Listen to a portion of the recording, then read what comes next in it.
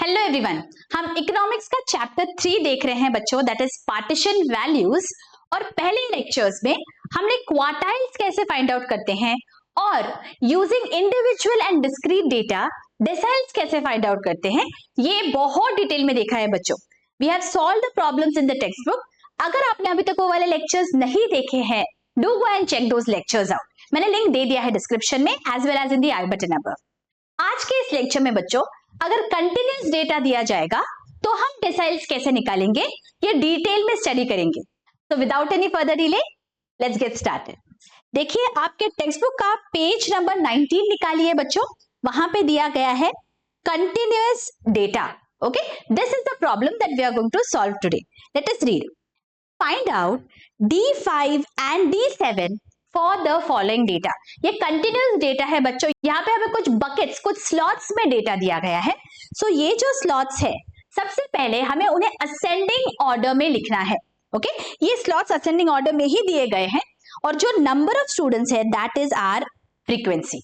ठीक है, और इसके साथ साथ एक एडिशनल कॉलम हम यहाँ बनाएंगे, that is known as cumulative frequency, जो डिस्क्रीट डेटा में भी हमने देखा है। ओके, तो CF stands for cumulative frequency.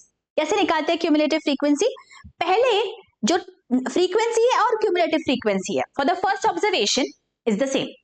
Second observation में cumulative frequency will be cumulative frequency of the previous observation, मतलब 10 plus frequency of the current observation, मतलब again 10, right? So cumulative frequency of the next observation will be 20 plus frequency of that observation, ये 40 है। Okay, cumulative frequency आगे चल के हो जाएगी 60 plus 20, next 80 plus 20। इस तरह आपकी क्यूमुलेटिव फ्रीक्वेंसी आएगी बच्चों। ओके, आई होप यहां तक आपको समझ गया है दैट क्यूमुलेटिव फ्रीक्वेंसी कैसे लिखते हैं। एंड आपका जो फ्रीक्वेंसी वाला कॉलम है उसकी आप टोटल करोगे and that is going to be your total number of observations। यहाँ पे 100 आ रहा है। और क्रॉस टैली कैसे करोगे? आपका जो लास्ट क्यूमुलेटिव फ्रीक्वेंसी है वो भी 100 ही आना चाहिए। अगर 100 नहीं आता है दैट मीन्स कुछ ना कुछ गड़बड़ की है आपने कैलकुलेशन में। ठीक है, तो फर्स्ट आपको ये टैली कर लेना है यहाँ पे। ऑलराइट, अब हमें क्या पूछा गया है? Calculation of D5। तो D5 के लिए हमारा फॉर्मूला यहाँ पे क्या होगा?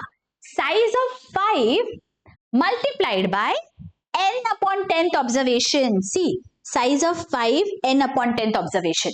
प्लीज रिमेंबर, हमारा जो इंडिविजुअल और डिस्क्रीट डेटा था वहां पे हम n+1 करते थे, लेकिन जब कंटिन्यूअस डेटा होता है हम n upon 10 करते हैं डायरेक्टली। ओके, और जो नंबर ऑफ डिसाइल रहेगा उससे हम मल्टीप्लाई करेंगे। तो यहाँ पे 5 है इसलिए हमने 5 से मल्टीप्लाई किया। ठीक है, तो हम यहाँ पे वैल्यूज डालेंगे। n is 100, so 500 upon 10 that is size of 50th observation। Okay, तो अब 50th ऑब्जर्वेशन कहां आ रहा है? लेट अस सी। देखिए यहां पे, आई होप ये आपको समझ गया है, तो ये मैं इरेज कर देती हूं। Now this is 0 to 10th observation, this is 11 to 20, this is 21 to 60, this is 60 to 80, 61 to 80, this is 81 to 100। Correct? इस तरह आपके ऑब्जर्वेशंस कौन से कहां पे लाए हो रहे हैं आप ये पेंसिल से लिख सकते हो बच्चों, फॉर बेटर अंडरस्टैंडिंग। ऑलराइट, अब हमें बोला गया है size of 50th observation. So 50 lies where? See 50 will lie here, right?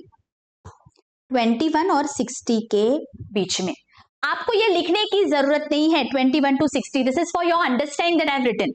Okay, solution में आपको इस तरह लिखने की जरूरत नहीं होती है एग्जाम में, अगर आप डायरेक्टली लिख दोगे तो भी चलेगा। तो 21 to 60 वाला जो हमारा ब्रैकेट है वो यहाँ पे है। तो 20 to 30 मार्क्स जिसे मिले हैं that is D5। So hence the decile class is 20 to 30। Okay, अब हमारा फॉर्मूला जो क्वार्टाइल के लिए था बच्चों, सेम फॉर्मूला यहाँ पे है, बस 4 की जगह आपको 10 लिखना है। ठीक है, तो वो फॉर्मूला क्या था? देखिए, D5 is L plus 5n upon 10 minus TF upon F into H। Okay, तो सब वैल्यूज हम समझ लेते हैं। सबसे पहले L is lower limit of that particular class, तो क्लास इज 20 to 30, उसका लोअर लिमिट मतलब 20 हो गया। ठीक है, और अब है 5 multiplied by n is number of observation, n is 100, right? Upon क्या है? अपॉन 10 है, and minus CF। But remember CF is the cumulative frequency of the previous class. तो 20 to 30 के पहले वाला क्लास मतलब ये है, इसका cumulative frequency is 20. तो माइनस करना है हमें 20 को, so cumulative frequency is 20. और इसे डिवाइड करेंगे हम F से, F is frequency of that class. तो इस क्लास की फ्रीक्वेंसी क्या है? 40. तो F is 40 और मल्टीप्लाई करेंगे H से. H is what? Upper limit minus lower limit. तो ये है 20 to 30. So 30 minus 20 gives us 10. तो ये वैल्यूज मैं जब इस फॉर्मूला में डालती हूं बच्चों, तो इस तरह से कैलकुलेट करने के बाद मेरा आंसर आ जाता है 27.5 marks. So my D5 is 27.5. See, it lies between this. See, 20 to 30 के बीच में लाई कर रहा है, लेकिन एग्जैक्टली क्या है उसके लिए वो बड़ा वाला फॉर्मूला हमें यूज करना पड़ता है. Is this very very clearly understood? चलो अगला वाला डिसाइल क्या है, देखो D7 है, तो पहली स्टेप हमारी क्या रहेगी? Size of 7 multiplied by n upon 10th observation. So this is for finding out the class. Okay, n is 100, तो यहां पे आ जाता है साइज ऑफ 70th ऑब्जर्वेशन. 70 कहां पे लाई करता है? लेट अस सी. देखो यहां पे 70 will lie here, correct. So 30 to 40 वाला हमारा ब्रैकेट आ जाता है, ठीक है. तो here we will write the decile class is 30 to 40. Now again हमारा फॉर्मूला क्या था? देखिए, L plus 7n upon 10 minus CF upon F multiplied by H. Okay, तो इस पर्टिकुलर क्लास के लिए L क्या है? Lower limit is what? 30, right. Cumulative frequency of the previous class, what was the cumulative frequency of the previous class? 60. तो इस case में हमारा CF is going to be 60, right? Upon F. F is frequency of that particular class. 30 to 40 वाले class का frequency क्या है? 20. तो F is equal to 20 multiplied by H. H क्या है? Upper limit minus lower limit. So 30 to 40. So 40 minus 30, that is 10. So H is 10. And number of observations तो same है 100. तो बस हमें ये सारे values को इस formula में डालना है, तो हमारा आंसर यहाँ पे आ जाता है 35. So D7 is 35 marks. See, 35 lies between this class, right? 30 to 40 के बीच में आता है 35. आपका जो आंसर है वो क्लास के अंदर ही आना चाहिए बच्चों. हाँ, अगर वो नहीं आ रहा है इसका मतलब आपने कहीं ना कहीं कैलकुलेशन में गड़बड़ की है.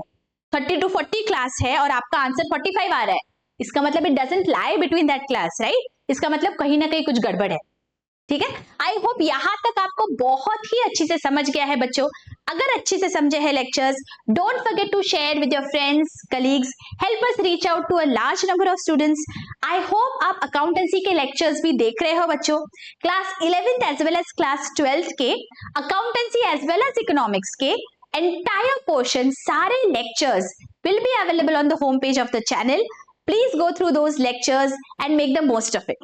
And जाते जाते don't forget to hit the like button और एक प्यारा सा कमेंट जरूर कर दीजिए बच्चों. Your comments truly motivate me in getting such lectures for you. मिलती हूँ आपको नेक्स्ट लेक्चर में. Till then, take care. Bye bye.